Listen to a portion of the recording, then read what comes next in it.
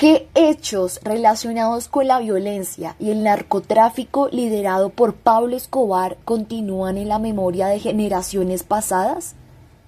Buenas noches, señorita, les habla Pablo Emilio Escobar Gaviria. En este momento les tengo noticias, una buena y una mala. La buena es que les tengo un negocio, la mala es que tienen que escoger ya la decisión. Pablo Emilio Escobar Gaviria nació en 1949, hijo de una familia campesina residente en Envigado, población cercana a Medellín, en Colombia. Desde joven se vinculó con redes de contrabando y negocios ilegales. A finales de los años 70 entró al negocio de producción y comercialización de cocaína y marihuana. Su clima tropical, su ubicación geográfica y la debilidad del Estado hacen de Colombia un lugar propicio para dicho negocio. Con gran inteligencia y atemorizando a sus socios, Escobar se fue apoderando del negocio del narcotráfico y creó el Cartel de Medellín. Todas van a gozar de mi presencia y van a estar conmigo disfrutando de un excelente plan muy acogedor y tomando unas copas de vino. Que para finales de los 80 controlaba el 75% del mercado ilícito de cocaína en los Estados Unidos. Gracias a la fortuna resultante de dicho negocio, Escobar figuró durante 7 años consecutivos como uno de los hombres más ricos del mundo, según la revista Forbes. La memoria colectiva es indispensable porque nos conecta con nuestro pasado y nos ayuda a comprender quiénes somos como sociedad. A través de la memoria recordamos nuestras luchas, logros y errores, lo que nos permite aprender de ellos y construir un futuro más sólido. Además, preservar la memoria colectiva promueve el reconocimiento de las experiencias compartidas que nos unen como una comunidad.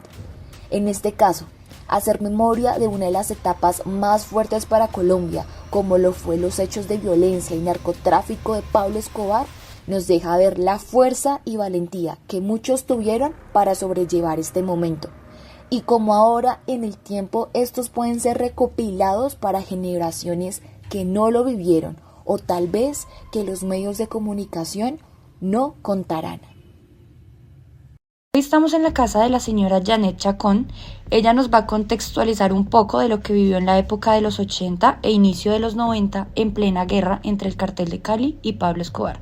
En ese tiempo nosotros estábamos todos, yo creo que todas las familias de Bogotá y de Colombia vivíamos una zozobra muy fuerte porque no teníamos la paz para salir ni siquiera a un parque. Nosotros podíamos ir a un centro comercial antes o ahora. En esa época no se podía. De hecho, ustedes saben que hubo bombas en un centro comercial, en un barrio popular, en la torre de no sé qué. Todo el tiempo escuchábamos de carros bombas, de bombas que colocaban, de asesinatos que se cometían y que iban dirigidos al cartel de Cali, pero que caía gente que iba transeúnte, la señora que vendía las empanadas, el señor que vendía el tinto. Y como en los tiempos de nosotros no había celulares, como hoy en día, tanto aparato donde uno se entera de todo. Y la inocencia de uno de verdad era grande. Éramos muy inocentes nosotros los jóvenes o niños que habían en ese entonces. Pues uno no estaba pendiente ni de noticias porque no ponían a uno de noticias ni nada de eso.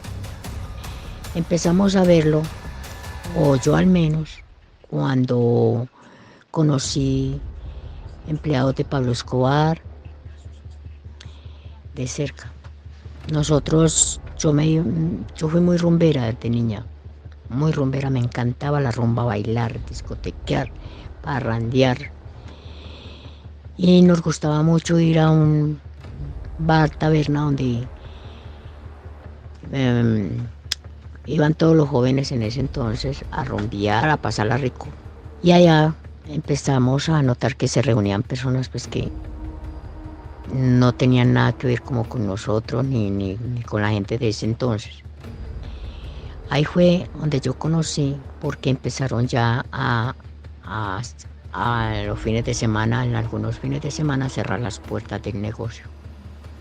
Bueno, y nos enteramos que era que ahí se reunía Pablo Escobar y sus empleados,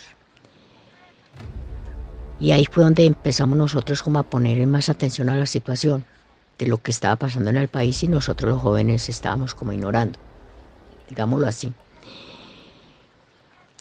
Y resulta y sucede que los jóvenes empezaron a desaparecerse.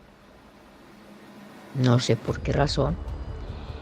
El caso es que entre esos de trabajadores de Pablo Escobar, pues también se unió a ellos un muchacho de ahí cerca de la casa, como en un lugar que se llama El Señor Caído. Él vivía en El Señor Caído. A empezar a trabajar con Pablo Escobar. Y ahí fue donde empezó la parte de la violencia de Antioquia. Entonces ya a nosotros nos cohibían muchas cosas, porque nos terminábamos muertos o las mujeres corríamos el riesgo de que nos vendieran para Pablo Escobar porque éramos vírgenes en ese entonces. Entonces ya los papás empezaron como a cohibirnos y nosotros en ese entonces decíamos que nos metían miedo, no, era que nos cuidaban. Y empezamos nosotros a estar más pendientes de la situación del país y de lo que estaba pasando en mi tierra, en Antioquia. Cuando empezamos a ver la realidad de la situación y no era tan, ¿cómo decirlo? Era peor de lo que nos decían a nosotros. O lo que nosotros escuchamos era peor. Nosotros lo tomamos como un juego, pero era peor. Mi esposo en ese tiempo trabajaba como asesor comercial. Uno sabía que el esposo salía, pero no sabía si llegaba. Yo estudiaba porque estaba estudiando en ese tiempo y los niños míos estaban pequeñitos, entonces tenía que dejarlos en el jardín. Pero podía pasar cualquier cosa, ya sea para mí, directamente a mí, o a los niños cuando estaban en el jardín, o a mi mami, porque mi mami también era una mujer en ese tiempo joven que trabajaba, que salía. Era muy complicado, realmente era muy complicado y muy angustiante para todas las familias que trabajábamos, pues saber que todos salíamos a hacer nuestras cosas bien y un grupo de personas delincuentes amenazaban la estabilidad de todas las familias de la ciudad y del país. Las muchachas se desaparecían, los jóvenes se desaparecían y a veces aparecían muertos. Obligaban a la gente a vender sus tierras, a poner su nombre. Mucha gente cuando murió Pablo Escobar, que esa parte casi nunca la sacan, y la gente se enfoca más en ser como en los crímenes que cometió Pablo Escobar, en la plata que tenía y en las bombas que puso acá en Bogotá y esto y lo otro que más que todo en las que hizo aparte, como en Antioquia, que él mataba a los campesinos o los obligaba a que fueran a la notaría a comprar a vender una finca y a ponerla a nombre de otra persona, y después a veces los mataban o simplemente le daban buena plata para que se fueran.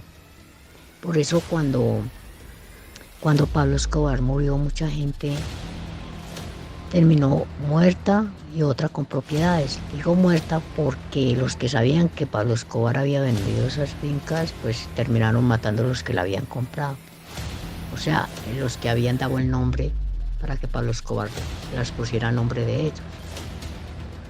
Quieren tomar, están invitadas este fin de semana a la Hacienda Nápoles, viáticos pagos.